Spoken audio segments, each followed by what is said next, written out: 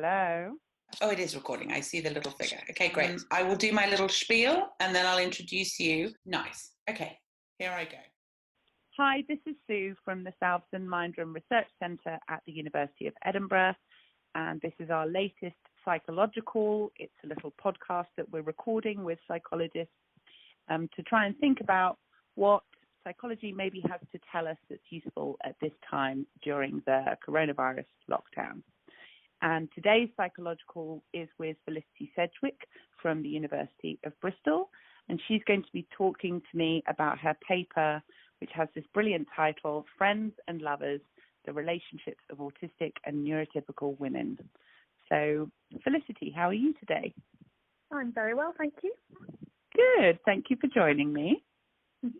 Thank you for inviting me. So, why don't you just start off by telling me what you discovered in this bit of research that you did? So the key finding was that autistic women and neurotypical women actually have a lot of very similar experiences in their romantic relationships and in their friendships, but that autistic women had had a lot more negative experiences, particularly in early adulthood, so sort of once they'd left home, gone to university or started in the workplace. Right, and those negative experiences, content warning for any listeners, because I guess this could go into a not such a nice place, but could you give me just an indication of the kind of things you're talking about there? Yeah, so most of the autistic women described having been bullied at school, which we know is very common generally for autistic children, but particularly once they reached adulthood, they had a lot more experiences of being taken advantage of or exploited in sexual and romantic relationships. So, and that was incredibly common. It was about 80% of the women I spoke to had those kinds of experiences. Yeah, okay. So what led you to be asking these questions in the first place? What brought you to this topic?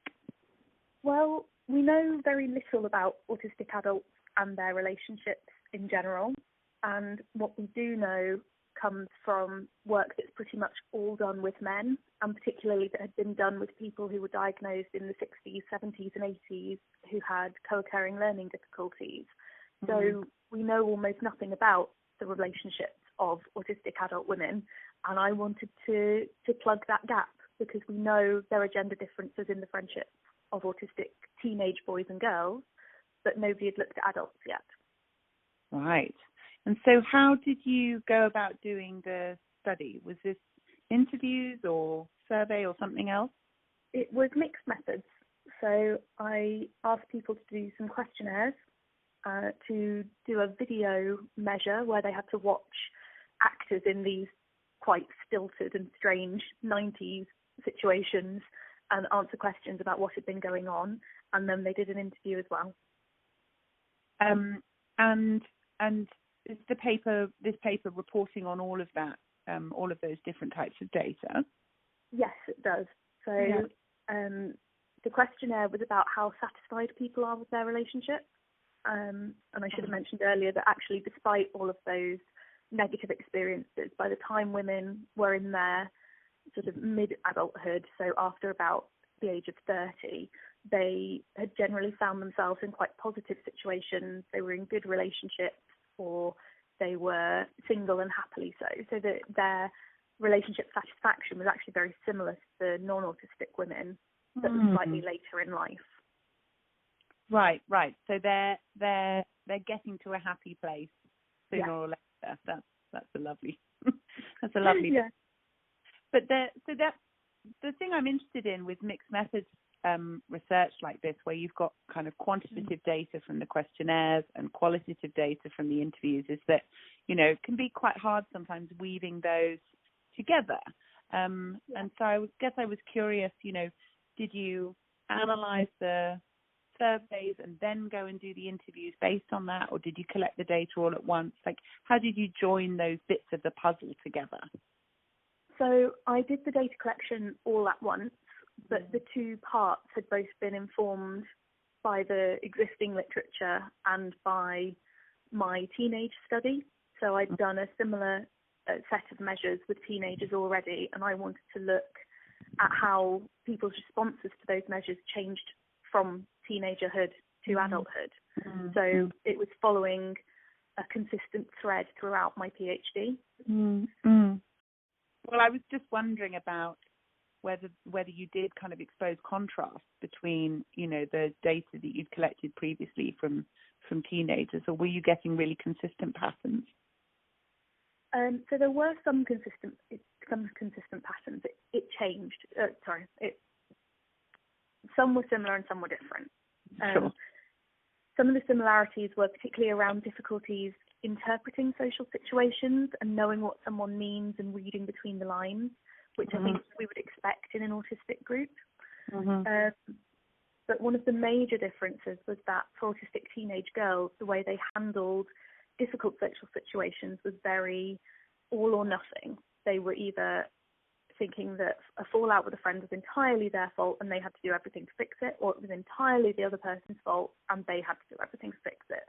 Whereas the autistic adult women had a lot more negotiation strategies and a lot more nuanced thinking about the social situations they found themselves in. And they themselves put that down to almost trial and error, and having often got it very wrong during their childhood and adulthood, and losing friendships they valued or things like that. And then consciously having to learn a lot of the negotiation strategies that neurotypical girls and women seem to pick up a lot more easily. So there's a kind of, well, it's not exactly practice makes perfect, is it? I don't think anyone is ever perfect at having relationships. But there's definitely this sort of benefit of accumulating experience for these autistic women, right? Yes. So definitely. I guess I wonder if you think there's any ways that we could accelerate that process, you know, so that autistic young women can reach a point of satisfaction with their relationships, maybe feeling slightly more balanced, if that's a good word, in terms of how they relate to other people, or how they deal with those tricky scenarios. Is that something that you've thought about? It is. I think there's a real role for social skills groups that are tailored for girls, because the social skills that girls need are very different to boys, and a lot of our existing autism workshops are based around boys. So I think sort of reflections on what it takes to be a teenage girl rather than what does it take to be an autistic boy are really important. And interestingly as well, a lot of the teenage girls I had talked to previously and the autistic women in this study talks about the difference having their diagnosis made. So having your diagnosis and knowing that you are autistic and being able to say that to somebody you're interacting with, and being able to say, look, I'm sorry, I just don't understand what you mean. Because I'm autistic, I don't get figures of speech the same way. Can you explain it to me really clearly? Or being able as a teenager to explain to your friend that you're really, really upset because, you know, this was a change to the plans, and so you're dealing with that stress on top of being upset because they're late, for example. So even teenagers who'd had their diagnoses at 14, 15 were saying that it had made a difference because they understood themselves better and therefore could help other people understand them. And the adult women I talked to, that was a transformational experience for them in their relationship. Yeah, that's amazing, isn't it? I think this is something that's an ongoing discussion in psychology more generally about, you know, the value of diagnostic labels, because there are anxieties about a diagnostic label being a burden, right? Or, you know, sort of stigmatizing and so on. And yeah, I really understand those. I'm sure you do too, but it's also important to recognize those benefits. And I would imagine a lot of that depends on not just having the label, but having a sort of, you know, ownership of it and a sort of positive sense of self-knowledge from it, rather than it being like a, you know, a sort of heavy weight that you're dragging around, right? Yes, definitely. And do you think autistic women then are? Do you think there was anything about your participants that makes them uniquely well placed to benefit from the label? You know, would you say that you're finding in that regard is something that's more generalizable? You know, would you sort of feel confident saying, yep, diagnostic labels are useful, you know, for autistic people growing up? I think I would, actually. It feels like quite a bold statement, but not only in my own work, but in so many studies with autistic adults, we now see people saying, getting my diagnosis changed how I thought about myself. Yeah. It stopped me feeling like I was the one who was failing at things. Yeah. And that's so crucial, and particularly for young people growing up. Feeling like a failure just sets in this low self-esteem, this low sense of what you're capable of doing that can have such massive impact on every part of your life, that if we can give an explanation for why you find things difficult, that's got to be more useful than letting someone think that they're not able to do it themselves. Yeah, absolutely. I think that's such an important takeaway, and this is the nice thing about doing a podcast, is you can make bold statements. That's more than you would in a paper. Yes. And so just one more question about the kind of practical consequences of research, and I have some insider knowledge here, so I know you'll have a good answer for this. What about sex education in schools, right? So, you know, you've talked a bit about managing kind of friendships and, you know, challenging relationships that perhaps young women might have with their classmates and so on. But you also mentioned the kind of the risks that autistic women are facing in terms of the possibility of, you know, negative interactions in the kind of, sort of sexual harassment space. So have you got thoughts about how we can, you know, prevent that from happening? Yeah, well, I'm in the middle of conducting a study where I'm asking autistic adults of all genders about their experiences with sexual and domestic violence, to try and understand how it impacts everybody, not just girls and women. But I think one of the key, and I think we do need to develop tailored sex and relationship education for our autistic young people, because so much of the way we talk about sex and relationships is couched in sort of in double entendres or in fluffy language that means that people can come away not getting the message the teacher thinks they've delivered. Yeah, which absolutely is really important. Yeah. And I think for parents as well, it's really important to understand that your autistic child is likely to want sexual and romantic relationships. You know, being autistic does not mean you have no desire for those kind of experiences.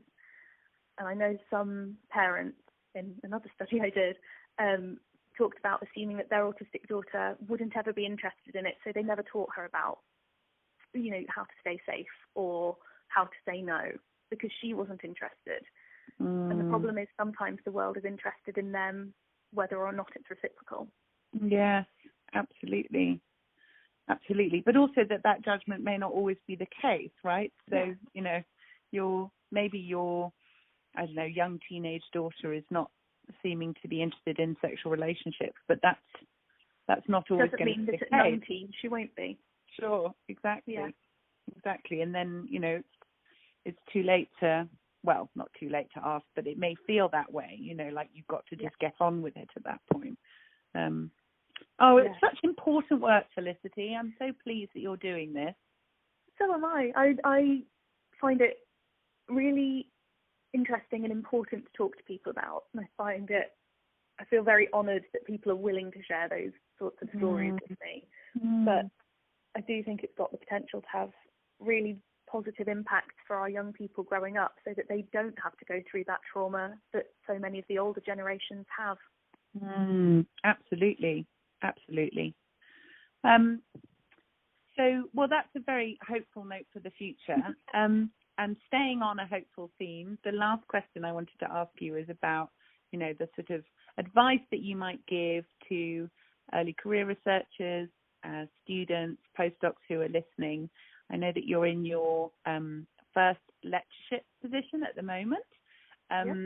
So I wondered if from that position of career stability, looking back a little bit, whether you had some great advice for people who might be listening, especially feeling a bit vulnerable right now with all of the uncertainty that's around us.